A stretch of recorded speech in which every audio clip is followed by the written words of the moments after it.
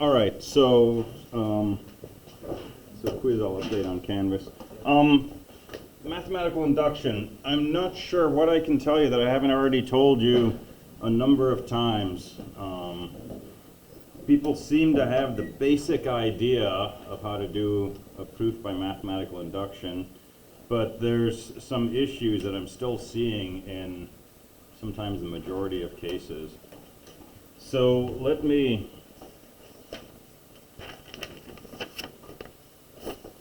spec this out in no uncertain terms.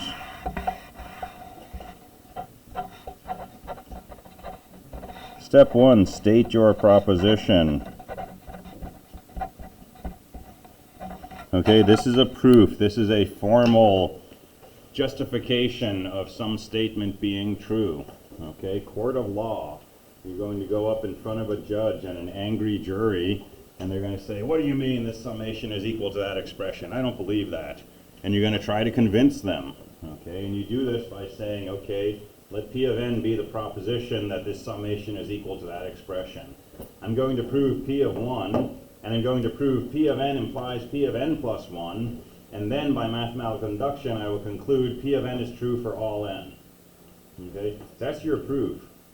If you walk into a courtroom and you start off by saying P of 1 says 3 equals 3, which is true, people are going to look at you like you have no idea what's going on. What is P? What does P of 1 mean? What does P of n? Right? Okay, this is like signing a lease that says you agree to pay $1,000 a month on the first of the month to this address, right? And it doesn't say what you're paying that money for. It doesn't say what the property is that you're about to rent, right? This is like getting a ticket in the mail that says send us $50 for a traffic violation. And it doesn't say what the traffic violation is, when it occurred, what the car was, who was driving, right? You wouldn't do that. That's called spam, right? I get these phone calls all the time telling me that the sheriff is on the way to arrest me, unless I give them a credit card number to take care of it on the phone. Okay? So in a formal proof of some statement, you have to say, this is what I'm trying to prove. And I'm doing that by proving that this family of propositions P of n is true for all n. You can't talk about P of n unless you tell the person what P of n is. So very, very close to the first thing that your inductive proof should always say is, let P of n be the proposition, blah. Okay? So if you don't have that somewhere in the beginning of your proof, and it doesn't have to be P of n, it could be Q of n, it could be R of n, but whatever proposition you're talking about, let P of n be the proposition. And then, tell me what your proposition is. The sum from I equals 1 to n of 2 to the I is equal to 2 to the n plus 1 minus 1, for example.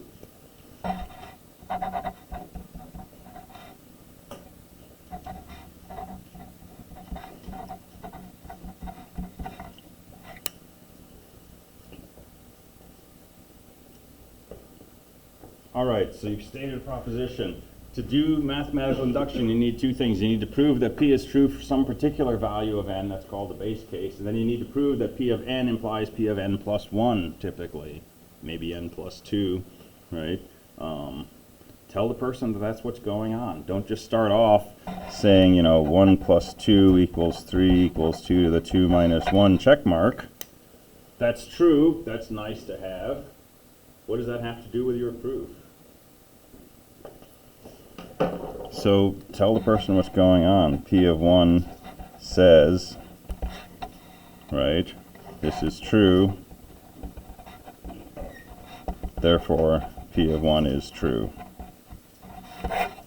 Now you've established a starting point for your induction. Okay, that's half of your proof technically. So you gotta have that. Okay, now what am I trying to do? Prove P of n implies P of n plus 1. Because at the end, when I say QED, that should mean that I have proven P of n implies P of n plus 1, right? So in the start of this, tell the person what you're trying to do. Because you're going to have, 15 pages of mathematical proof. Why are we doing this? Where is this going, right? Tell them up front. Okay? And now we can assume P of n, because that's our hypothesis. But everything else that you write down has to follow from the hypothesis. or from other things that you've written that have followed from the hypothesis. So if I write down P of n plus 1, my proof just fell apart. Unless somehow this follows from that. And if it follows from that, you've got to give the reason why it follows from that. So it can't be a very long chain of logic, right? It could be that you just wrote down an equality which corresponds to what P of n says for n plus 1, okay? But make sure everything follows. On your proposition, don't say P of n equals sum from I equals 0 to n to the I equals 2 to the n plus 1 minus 1. P of n is not an equation, it's a proposition. P of n is the proposition that this equals that. If I say P of n equals this equals that, I'm setting all three things equal to each other. So don't do that. And don't say P of n colon all of that, right? Colon is not a well-defined notion. And don't say P of n points to this stuff that I've circled, okay? Formal proof, angry jury, hostile judge. Could you use the logical equivalence operator, the P of n with like the three equal signs? That P of n is logically equivalent to the statement, the summation. I'd rather not.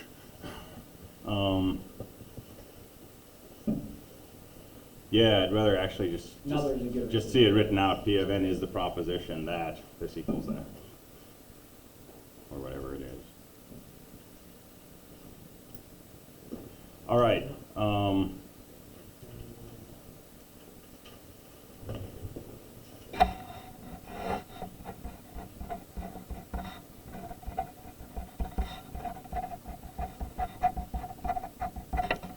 Does that make sense?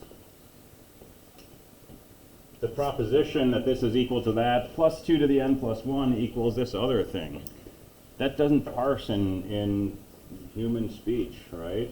This is a proposition, this is a number, this is a combination of numbers, right? Those can't be equal. We can't add 2 to the n plus 1 to a statement, okay?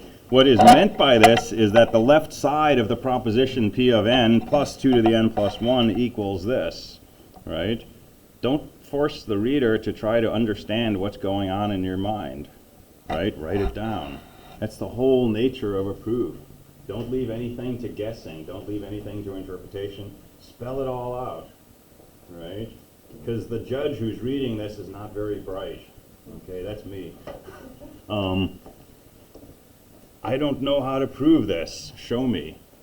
Okay, spell it out. Now you don't have to be ridiculous. Okay, you know, this thing plus 2 is equal to this plus 1 because, you know, but you know, be explicit, okay, how you go from step to step, so that when you get to the end and you are able to write this down, it follows clearly from the original hypothesis that you assumed. That's how you show that if you assume this hypothesis, you can prove this conclusion. Therefore, you've proven this, and now with the base case, you got mathematical induction, you've got P of n. So somewhere this quarter we'll get another chance to work with this, okay, in some group work or maybe a worksheet I pass out or something. Because I'd like to know that everybody can write a clean mathematical induction proof before the quarter is over. Just so that you know how to do it, right? If you've done it once, you're good to go. And I graded, I think it was question 4 on the homework, but I looked at the other questions. And in some cases, you know, question 6 or question 8 looked perfect, and question 4 was missing some of the details, and so I took into account some of the other questions as well. But I want to make sure that this sort of makes sense to everybody, because it's a way of thinking that will come into a lot of the programming work that we do this quarter and next quarter, and that you'll do after Clark.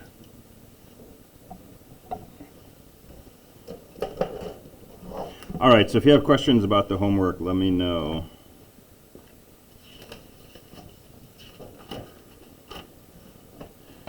Otherwise, let's go on to number theory.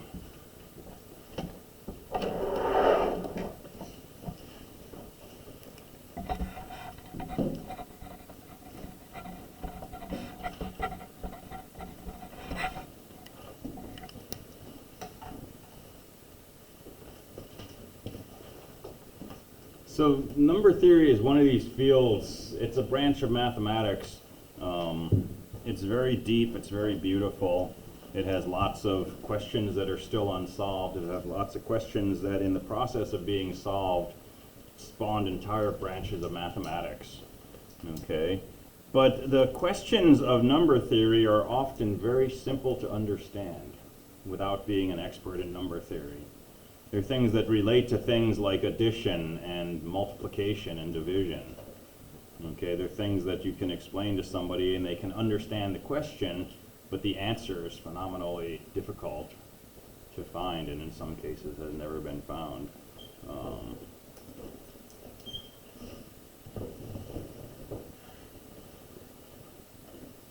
And I'll just give you sort of the standard intro to that.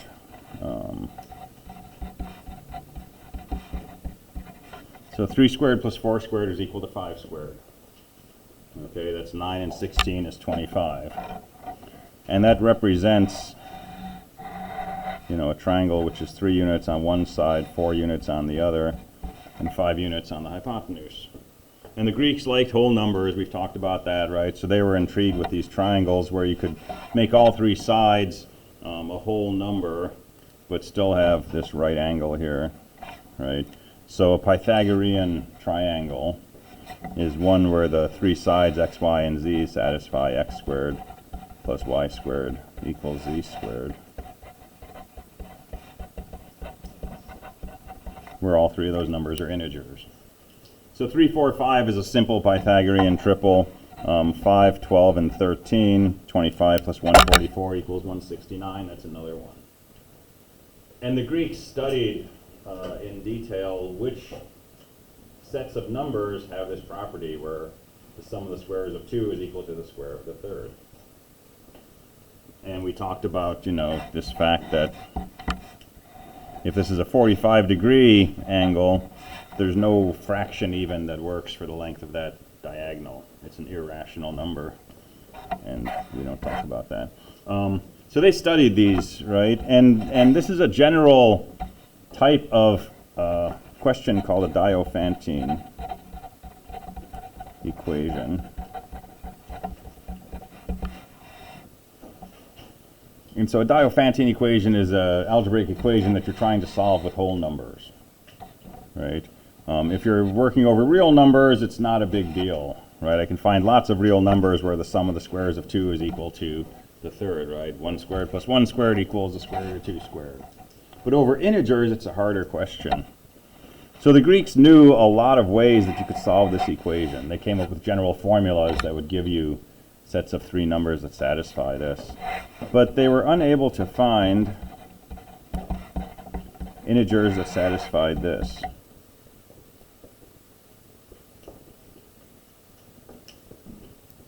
And you can get close. 1 squared plus 5 squared is 26. That's, close to 5 squared. 5 squared plus 5 squared is 50. That's close to 7 squared, which is 49, right?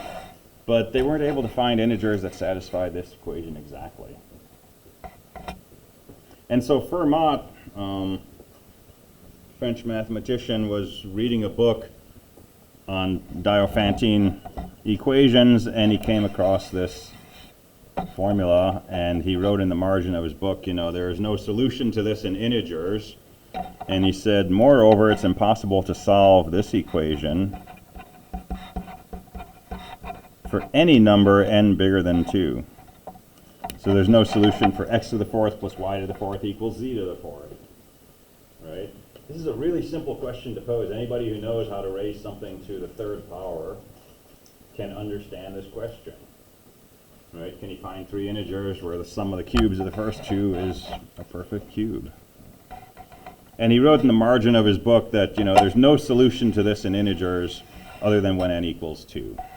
Other than silly solutions like 0 cubed plus 0 cubed equals 0 cubed. Or 1 cubed plus minus 1 cubed equals 0 cubed, right? There's no interesting solutions. And he wrote in the margin, I've discovered a clever proof of this, which this margin is too small to write out. And sometime later he passed away. And while people were going through his effects, somebody found his copy of this book by Diophantine and was flipping through it and found this note in the margin saying that you can never solve this for any value of n bigger than 2. And they said, oh, it's Fermat's last theorem, right? And so people started trying to figure out what his clever proof was that you could not solve this, and they searched for hundreds of years. And until 1990, nobody was able to prove this. Now, in the early 90s, somebody did finally prove this, and it's almost certainly not a proof that Fermat came up with in his head, because it used a lot of mathematical machinery from a lot of branches of mathematics that didn't exist at the time that he was writing this note. But in the process of trying to solve this, lots of people came up with things that they said were proofs, and they published them, and then people would look at the proofs and say, oh, there's a mistake here in step 76, right? You made an assumption that doesn't actually work. And the person who wrote the proof would say, oh, I need to fix that, and they would like invent a whole new system of numbers where this assumption in step 76 would be valid. But then some other step would fall apart because of this new system of numbers they came up with. So a lot of mathematics developed just by studying this one equation, right? And that's kind of the nature of number theory. It's simple questions that are pretty easy to state, pretty easy to think about, but sometimes, you know, seemingly impossible to solve. Is that a question? No. Okay. All right. So it's a fun area, and we'll talk about some of these questions that are unknown. We'll talk about some questions that are known what the answer is, and in some cases the answer is easy to prove. In other cases, like Fermat's last theorem, it's extremely difficult. Difficult enough that there's like cash prizes if you manage to actually prove it. Sometimes like $1 million. There's a thing called the Millennium Prize. It's a series of mathematical questions. Well, some of them are in number theory, and they're worth $1 million each. Yeah. And then there's the ones that get you a special visit from the black van with the government tags on it. Have you done any of them? Okay. Any of the visits from the black van? No. No. But man, I tried when I was a kid. I was always sure I was going to figure it out. But nope. All right, so sort of the core of number theory is built around the idea of divisibility, which I always have trouble spelling. The notion of when one number divides another, and we're pretty much going to stick to talking about whole numbers here. So yeah, I can divide 5 by 2, I get 2.5, okay, but we're not going to worry about real numbers. So can I divide 5 by 2? No. Okay, because it's not an integer. 5 divided by 2 is 2.5. Okay, but I can divide 6 by 2. I can divide 6 by 3. Okay, so let's formalize that. So an integer a is divisible by b. Everything's going to be an integer, so I'm not going to keep writing an integer. So a is divisible by b if there exists some q, which is also an integer, such that a equals b times q. Q is the quotient. So the reason 6 is divisible by 3 is because there is an integer 2 such that 6 equals 3 times 2.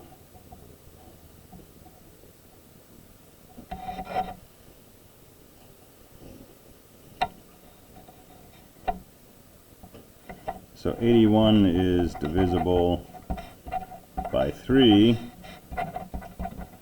because 81 equals 3 times 27.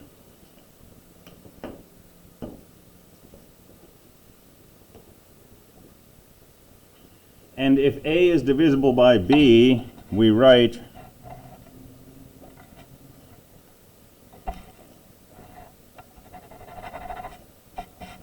a is divisible by b.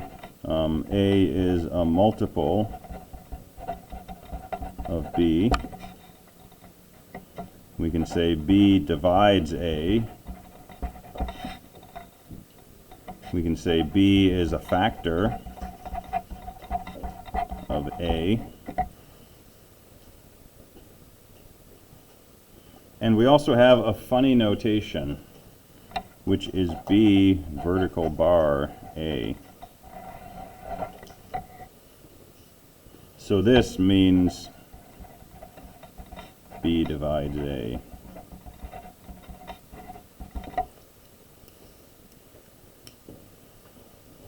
It's not a slash like division. It's not saying this is b divided by a. This is saying that b is a factor of a is divisible by b, a is a multiple of b divides a.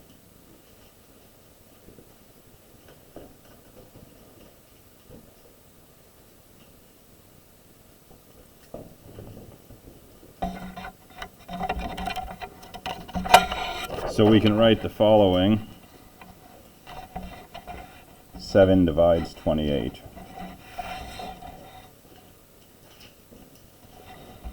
14 divides 28. 2 divides 28. 1 divides 28. 1 divides everything. We could say 8 does not divide 28.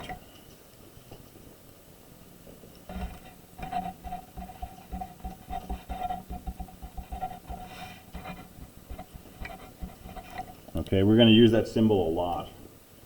So you want to write it down somewhere where you can refer to it. A pipe B means A divides B. It goes into B.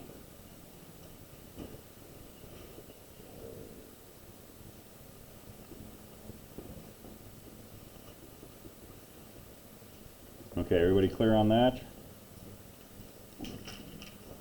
So we can prove things.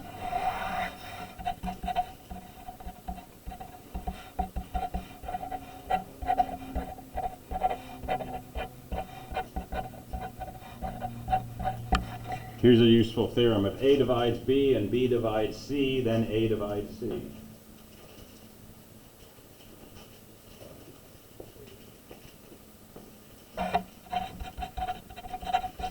So for example, 3 divides 27, and 27 divides 54, so 3 must divide 54, which it does.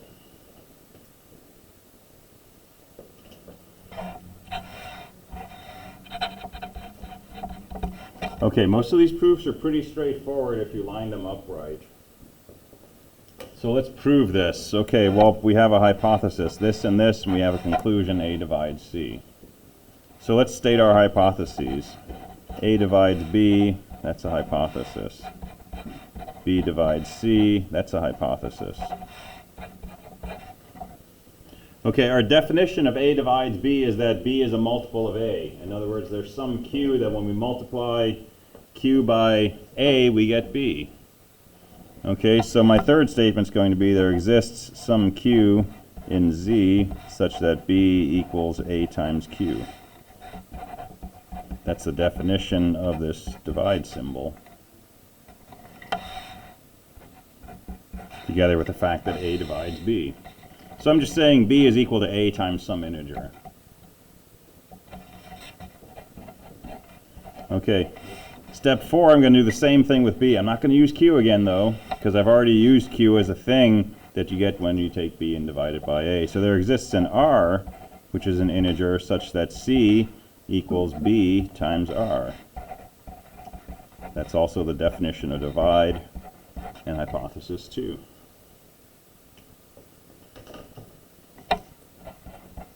Well, now I'm going to substitute this in for B, and I'm going to write C equals A times Q times R, and that's algebra, combining statements 3 and 4. So C is equal to A times Q times R, and I'm just going to group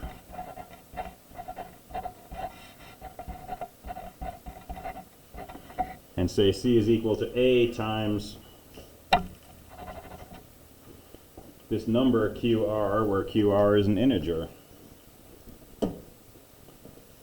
And that just follows from 5.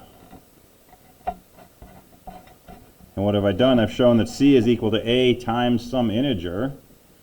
That's the definition of A divides C.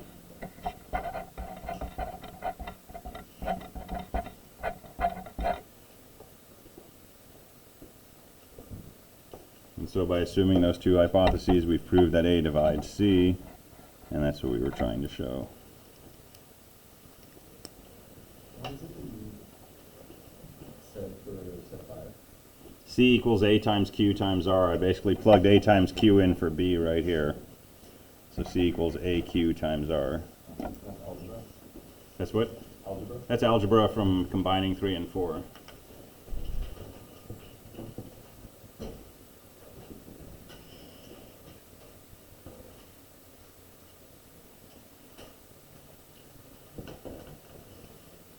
And all we're doing is playing with the definitions here.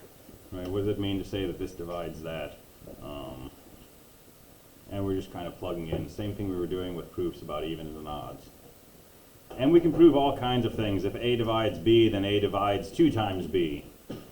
Right? Why? Because B is equal to A times Q. 2B is equal to A times 2Q. So A divides 2B. If A divides B and A divides C, A will divide B plus C. And we can prove all these things using a similar approach, but we don't have to. But we can always go to the definitions and prove things from there.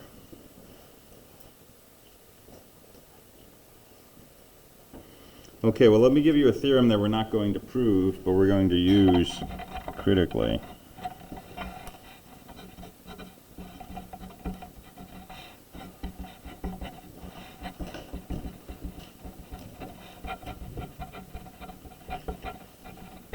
And this theorem is actually called the division algorithm, even though it's not an algorithm.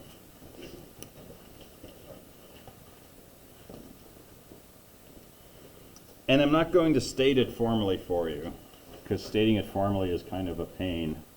It's all kinds of gobbledygook that ends up sort of missing the point. But let me show you some applications of the division algorithm. So given two integers, such as 25 and 3, we can write 25 equals something times 3 plus something. Okay, so if you start with two integers, we can write the first one as some multiple of the second one plus some extra bit left over. Okay, so this is a remainder. And this is like an integer quotient. So how can I write 25 as something times 3 plus something left over?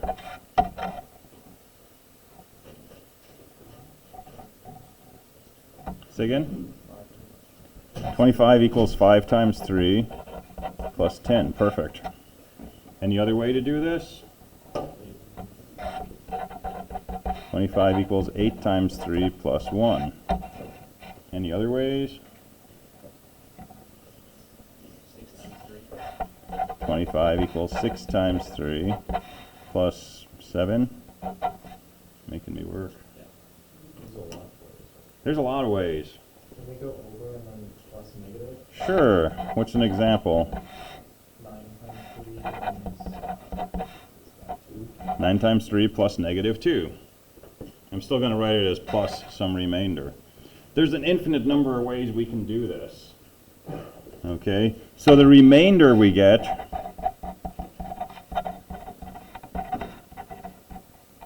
has a remainder of, well, it could be 10, could be 1, could be 7, could be negative 2, could be a bunch of things. Okay, but there is a unique remainder between 0 and 3 minus 1. In this case, 2. So there's a unique remainder between 0 and 2. That's this thing right here.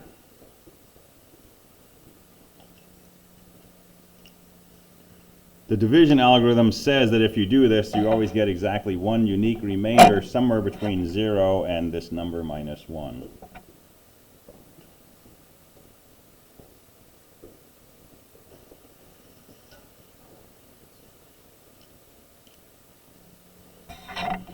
So let's do some examples, and we're just going to think about positive numbers for now. What about 18 and 7? So I want a remainder between 0 and 6 inclusive. I want 18 is something times 7 plus some remainder. Times 2 plus 4. Okay, 18 equals 2 times 7 plus 4. Everybody see that? How about 21 equals something times 5 plus something? Times 4 plus 1. Okay, 21 equals 4 times 5 plus 1. And if you try something else, right, if I do 3 times 5, I have to add 6, that's too big. If I do 5 times 5, I add negative 4, that's too small. Okay, so I'm always getting a unique number here. How about 20 equals something times 5 plus something? Yeah, 4 times 5 plus 0, right? Here I'm looking for something between greater than or equal to 0 and less than or equal to 4. Greater than or equal to 0, less than or equal to 4. Here I want something greater than or equal to 0, less than or equal to 6. Okay, division algorithm is just telling us that we can always find exactly one remainder in that range.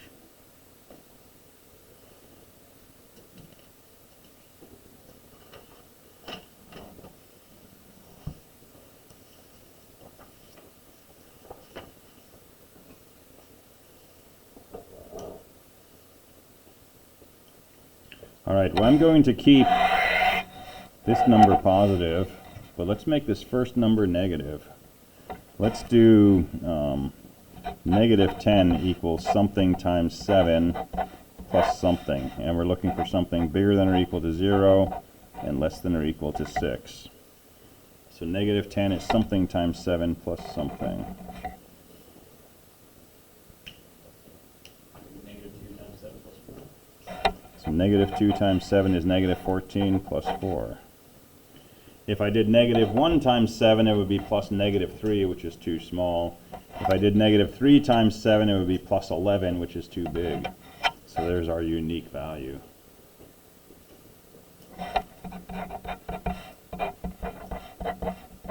Negative 21. And here we want something bigger than or equal to 0, less than or equal to 4.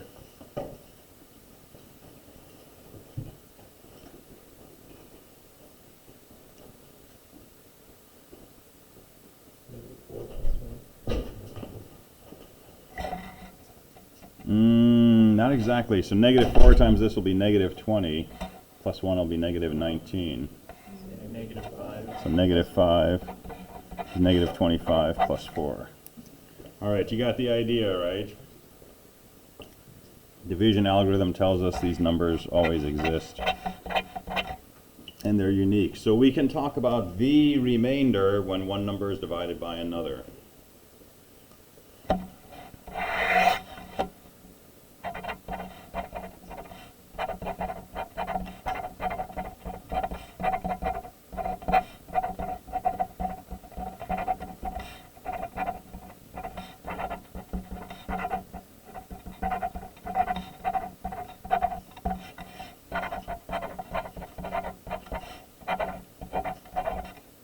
So the thing I'm dividing by, I'm going to keep that positive.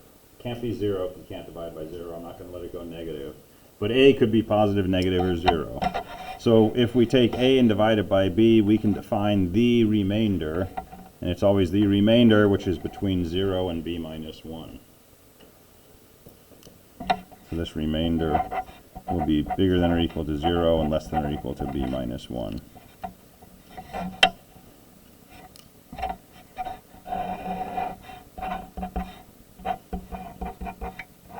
What if A is equal to 0? 0 equals something times 5 plus something.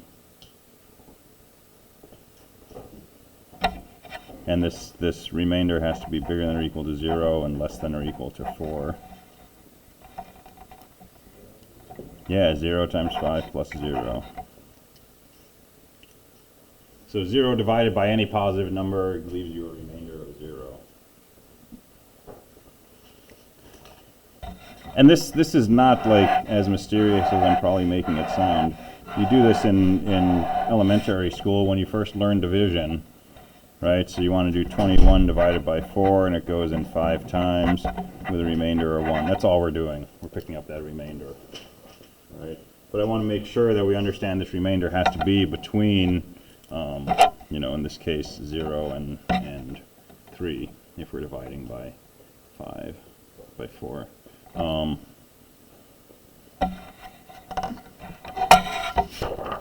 right, so why do we care about this? Because this lets us do all kinds of interesting things with integers without having to do too much work. So this leads us to what's called modular arithmetic.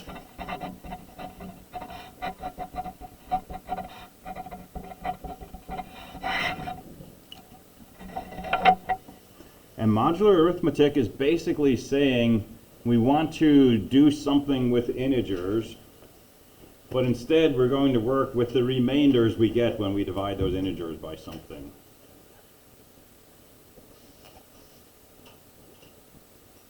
So we want to do something with integers, but we're going to just work on the remainders we get when we divide those integers by something. So a first order idea is work with remainders instead of large numbers.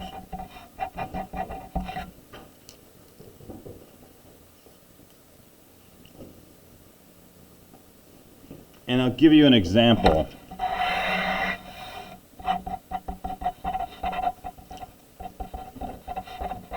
Let's just think about division by 10.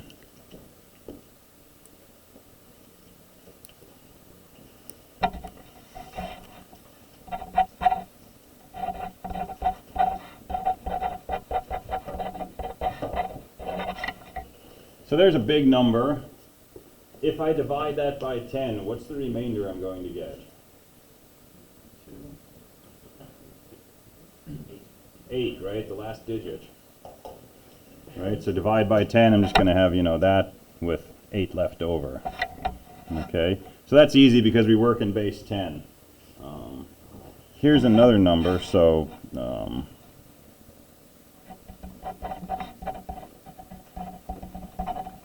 remainder is equal to 8.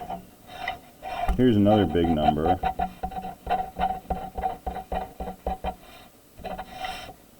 If I divide that by 10, what's my remainder going to be? Right? If I multiply these together, that's going to take a while to multiply. But I'm going to end up with some big number. And if I take that big number and I divide it by 10, what's my remainder going to be? My remainder is going to be 6, because 8 times 2 is going to start off with 16, and I'm going to have a 1, and I'm going to add stuff. But I'm going to have that 6 sitting over there. Okay, if I take 8 and 2 and I multiply those, what do I get? 16, and if I take 16 and divide by 10, what's my remainder? It's 6. That's not a coincidence. Okay, I can do my work on the remainders, or I can do my work on my really big number and then divide and get the remainder. I'll get to the same place. Why do we care about remainders? Because remainders are the key to being prime or not being prime. Prime number means when you divide it by most numbers, you get some sort of remainder. It's not evenly divisible. And we can work on the remainders and multiply them and add them and all kinds of stuff. And the remainders are pretty small numbers compared to the original numbers. So when we talk about things like crypto systems, which are built on top of prime numbers and based on the ideas of divisibility, right, we can do a lot of the work with multiplying these, 1,000-digit prime numbers by working on these smaller remainders instead. So that'll be a theme.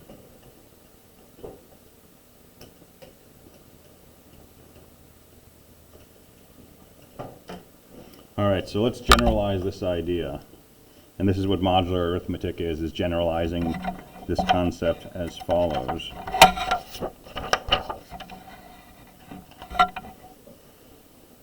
So fix a a positive integer, which I'll call m, and this is the modulus. This is the thing we're going to constantly divide by and look at remainders.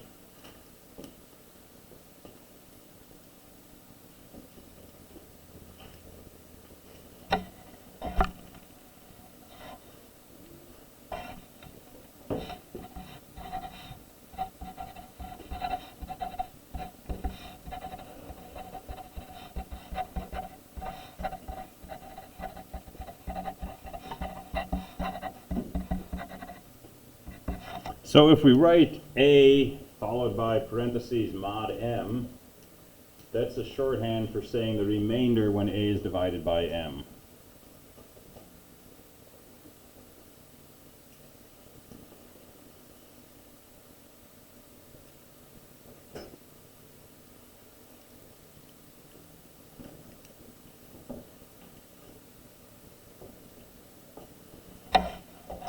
And if we say a triple bar b mod m, and this symbol up here we read as is congruent to, so a is congruent to b mod m means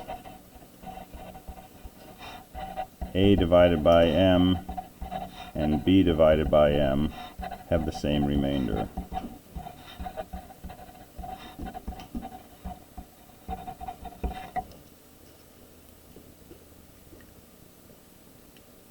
Yeah.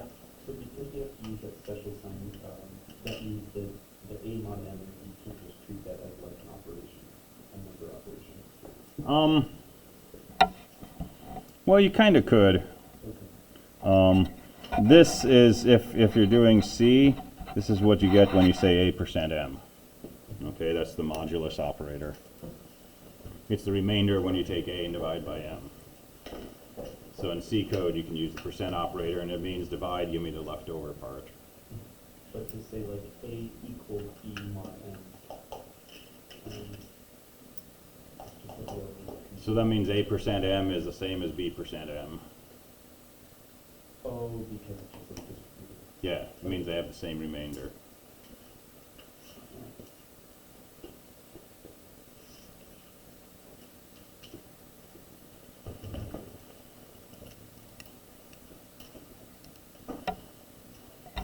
Another way to look at this is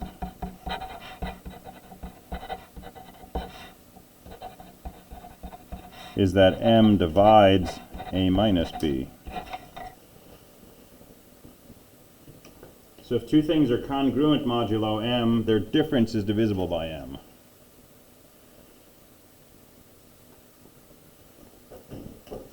And you can show that pretty easily just straight from the definitions. This means that a is b more than a multiple of m. So if I subtract b, I'm left with a multiple of m.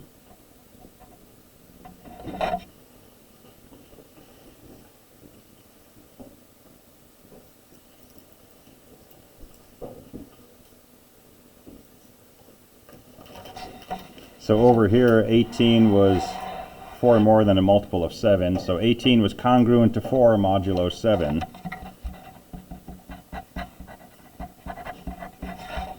And down here, we saw that negative 10 was 4 more than a multiple of 7. So negative 10 was also congruent to 4 modulo 7.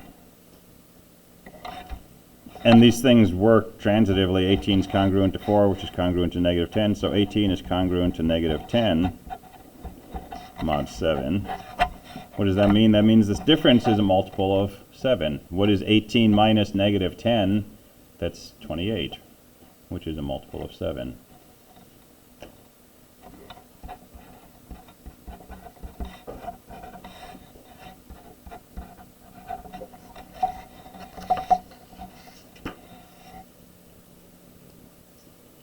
All right, this is how we tell time with clocks, right? If you make your clock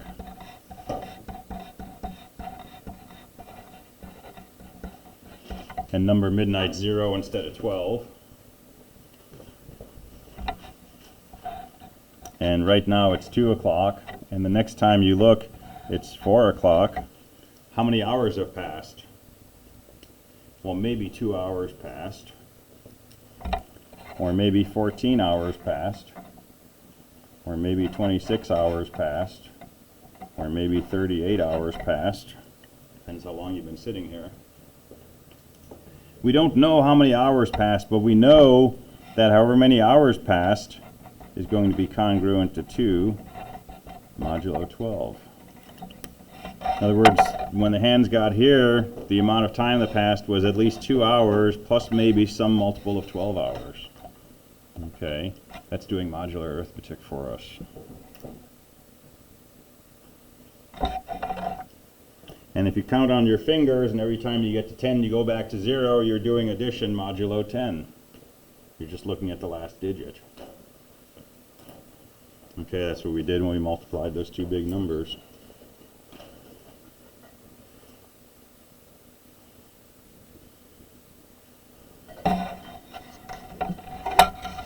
So I'm not going to go into proofs of all of these things, but let me just try to convince you that it's easy, relatively, to prove some of these things. So let's fix modulo m. If a is congruent to b, then x times a is congruent to x times b. Okay, how do we prove that? Well, let's start off with a is congruent to b. That's a hypothesis, which means m divides a minus b, which means a minus b equals some integer k times m, which means x times a minus b is equal to x times k times m. And I can multiply out the x, and this says x times a minus x times b equals x times k times m.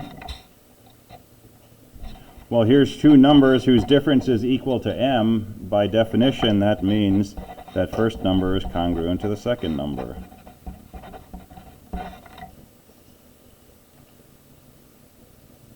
So these things kind of come out almost without any work. But we're not going to spend our time proving these things. But I'll tell you some of the things that are true working with modular systems, and these are the things we're going to work with. So here's something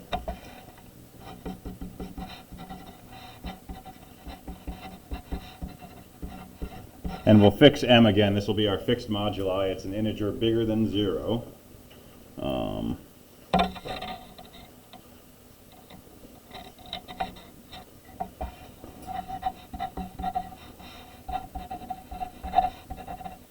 If I take two numbers a and b and I add them together and I say, what is that congruent to modulo m? It's the same thing as a modulo m plus b modulo m.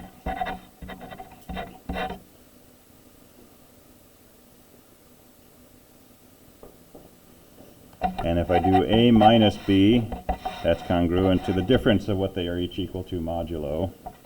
And if I do a times b, that's congruent to the product of what each is modular to, congruent to.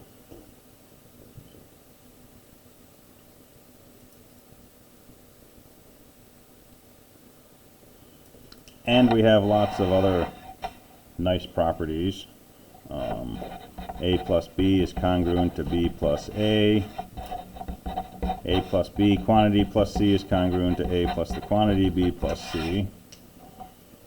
So commutativity, associativity, distribution, a times b plus c is congruent to a times b plus a times c, and all the good stuff that you would like.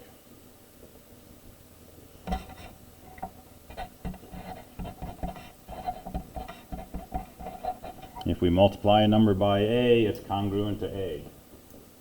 Sorry, if we multiply 1 by a number a, it's congruent to a. So a is what we call an identity. And if we multiply a number a by 0, it's congruent to 0.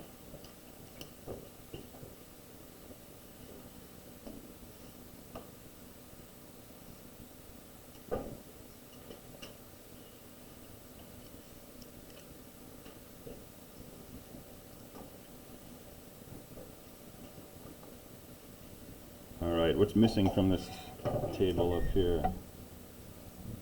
Division. I skipped division.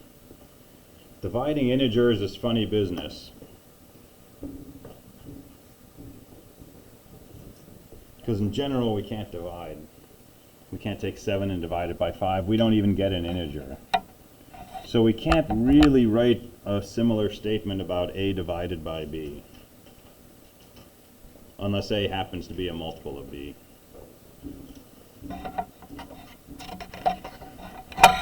But we can do something almost as good.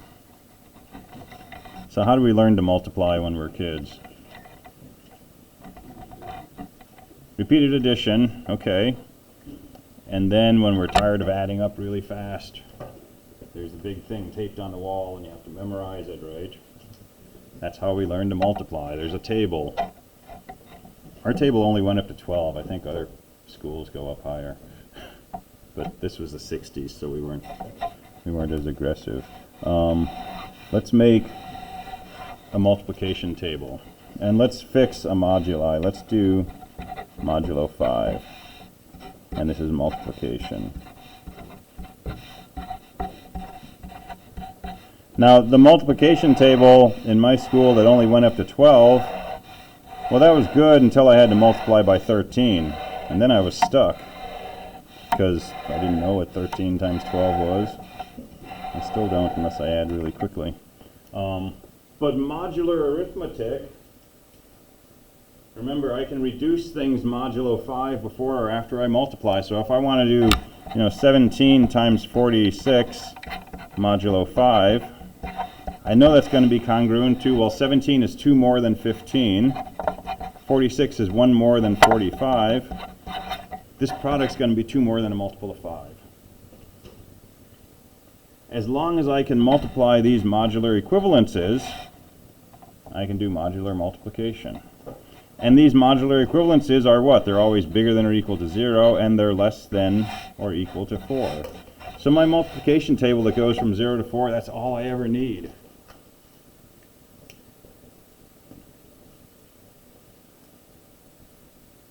All right, so let's fill this in. What's the first row look like?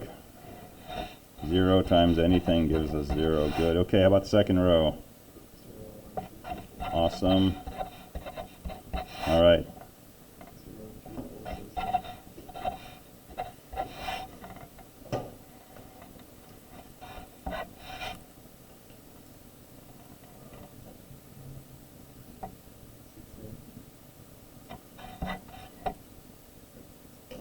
Got to be something bigger than or equal to 0 and less than or equal to 4.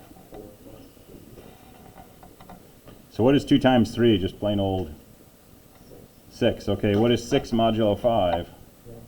That's 1. And what about 2 times 4? Yeah, 2 times 4 is 8, divided by 5, that's a remainder of 3. So our multiplication table is a little different from what we might think.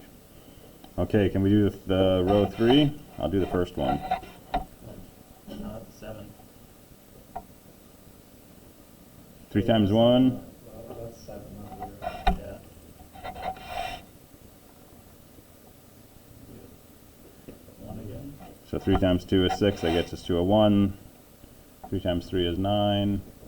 That's a 4. Okay, and 3 times 4? 2. Perfect. All right, I'll do this one. I'll do this one for free. 3. All right, 12 gets you to 2. 16 gets you to 1. Perfect. All right, we have the full multiplication table for modular 5.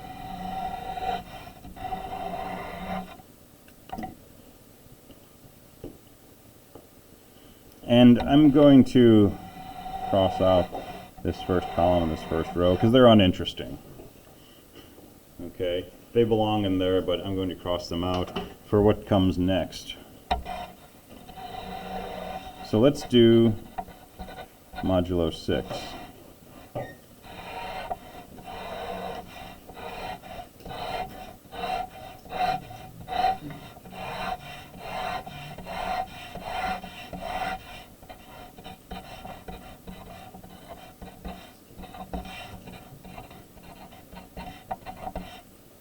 And I'm going to skip the zeros. I'm just going to do the 1s through 5s. Okay, so this will be 1, 2, 3, 4, 5. This will be 2, 4. What about 2 times 3? 1. Or mod 6 now, yeah. That's a 0. Okay, 2 times 4. Alright, that's an 8, gets you to 2. 2 times 5 gets you to a 4. Here's a 3. Here's a 0. 3 times 3. 3 times 4. 0, and there's a 3. 4 times 1. 4 times 2. 4 times 3. 4 times 4. 4 times 5. And 5, we can just read it off from there. That's 5, 4, 3, 2, 1. So there's a multiplication table, modulo 6.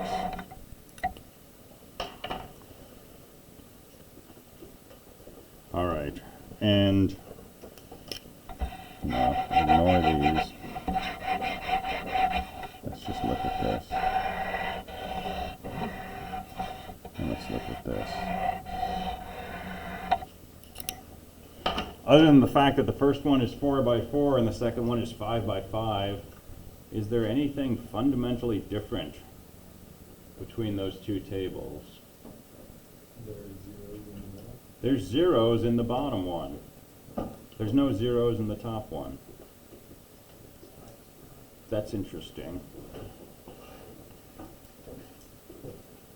What else? There's actually one other thing, and it's related to that.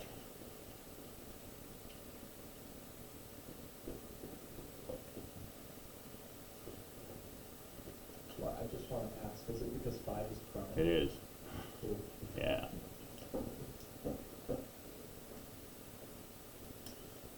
The mod 6 today looks way cooler. It's more like a pattern. Yeah, it does look cooler. Cool. Every column is a reflection, like how I'm drawing. That's true. That's, It's kind of crazy. well, I would say 5. yeah, that is true for 3, but it's not true for the middle ones, yeah. Although this is a repeating pattern. The other one just flipped over, right? Yeah, that one's flipped over from that. So there's a lot of stuff going on in here. What else?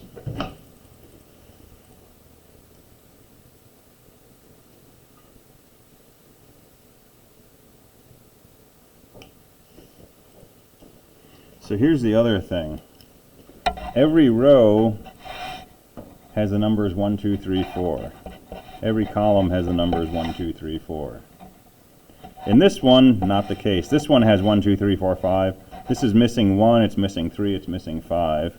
This is missing most of the numbers other than 0 and 3. This is missing most of the numbers other than 0 and 3, and so on. Okay, what this is telling us is that modular 5, we can do something like division. We can say 2 times 4 is congruent to 3. And so in some sense, 3 divided by 4 is kind of like 2. Why? Because 2 times 4 gets us back to 3. So we can define what's called an inverse. Right? In particular, there's always something we can multiply a number by that gets us to 1. Right? So 1 times 1 is congruent to 1. 2 times 3 is congruent to 1. 3 times 2 is congruent to 1. And 4 times 4 is congruent to 1. Which means we can define 1 over each of these things. Not the case here. Yeah? They do, right? So, I mean, that's the same as that, and that's the same as that, and so on. I think that's always the same. I think that's the commutivity, right? I think that's saying you can swap rows and columns.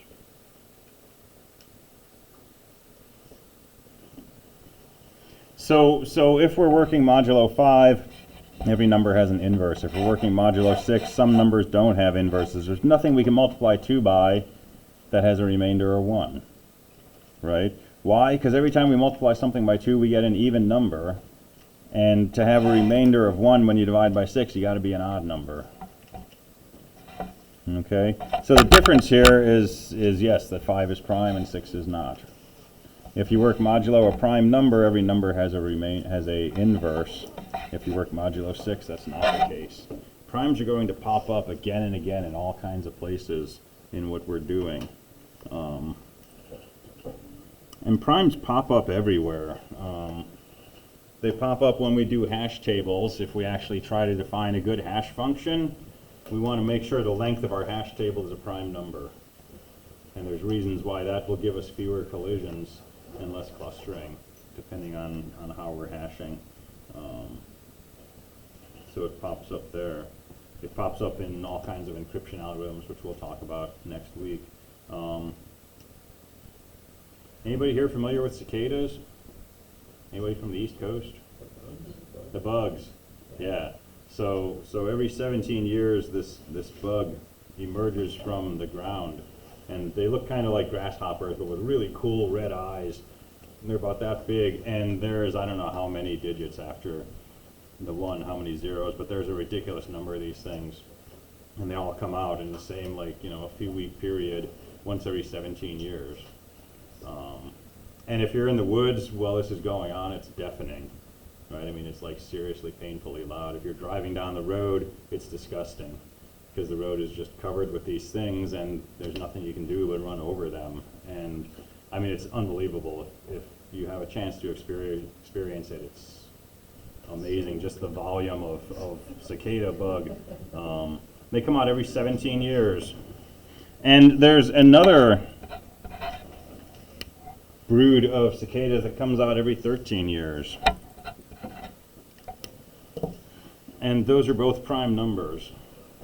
And that's probably not just a random fact. So if you start off at a point where both of these have emerged during the same summer, and now you start counting forward, every 13 years this species will emerge. Every 17 years this group will come out. It's going to be a long time until they both appear at the same time. 13 times 17. Now if this brood came out every 18 years and this came out every 12, then every 36 years they would both reemerge again. Right? 3 cycles for this, 2 cycles for that. So the fact that these are both prime numbers is the reason why it's such a long period before those line up again. So primes pop up lots of places. And we'll see more examples of that.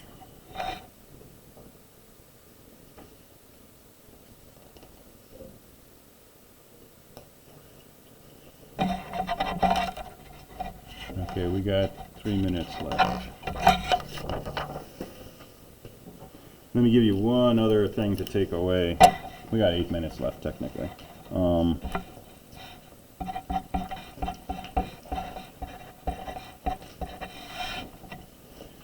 Is that number divisible by 3?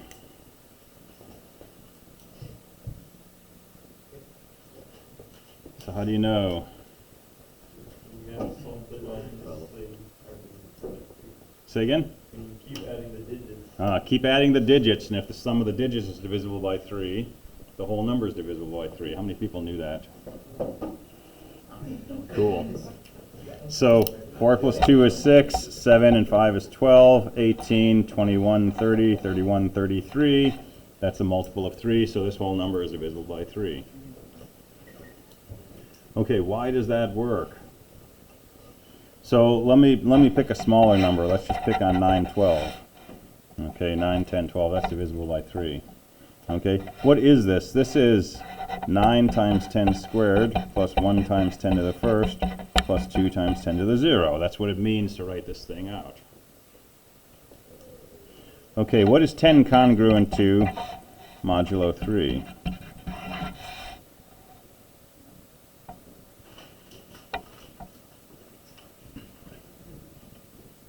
Yeah, 10 is 1 more than 9.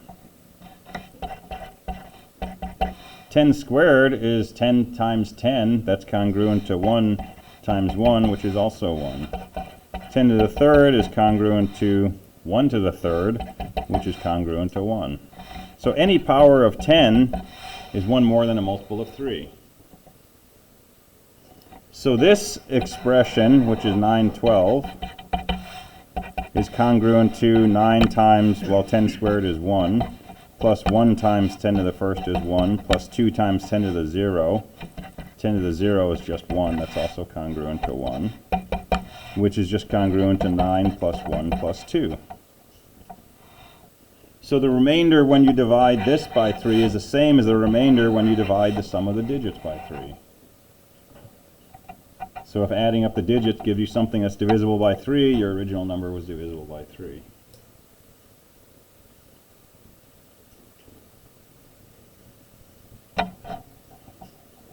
And when I'm adding this to see if it's divisible by 3, I don't have to add up all the numbers and then divide by 3. I know that this plus this is equal to 6. 6 is congruent to 0 mod 3, so I can reset my internal count to 0. There's a 1, 5 is 6, that's 0, that's 0, that's 0, that's 0, that's 1 plus 2 is 3, that's 0. I never had to add any number bigger than 2. Okay, modular arithmetic.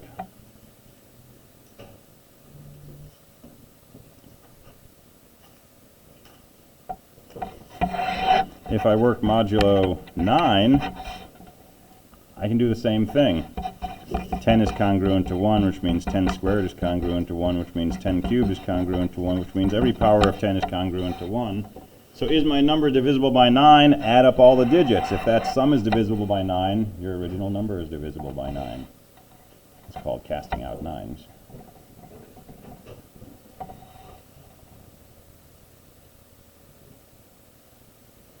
If I want to know if a number is divisible by 11, I can do almost exactly the same thing. 11 is congruent to 1. Sorry, 10. Work modulo 11. 10 is congruent to, well, it's actually congruent to minus 1. 10 squared is congruent to minus 1 squared, which is 1, right? 100 is 1 more than 99.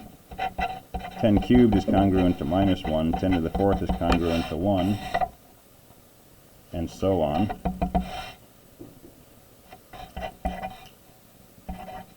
So if I have a number like 12,321,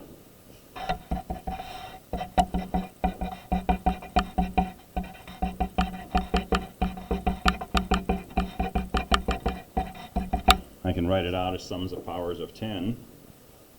And my even powers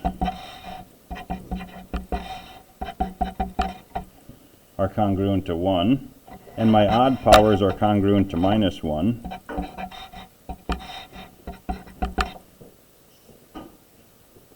And so this is 1 minus 2 plus 3 is 0, plus 1 minus 2. This is all congruent to minus 1 mod 11. So if a number is divisible by 11, you can tell that by adding up the digits in the even positions, adding up the digits in the odd positions. If that difference is a multiple of 11, then the original number is a multiple of 11. So there's all these little tricks you bump into sometimes, and they all come straight out of modular arithmetic. Yeah. Is that not a plus 1? Yeah, I know I messed up because I should be divisible by 1. So where did I mess up? It's 5 minus 4. Yeah, that's plus 1. Still thought it was divisible.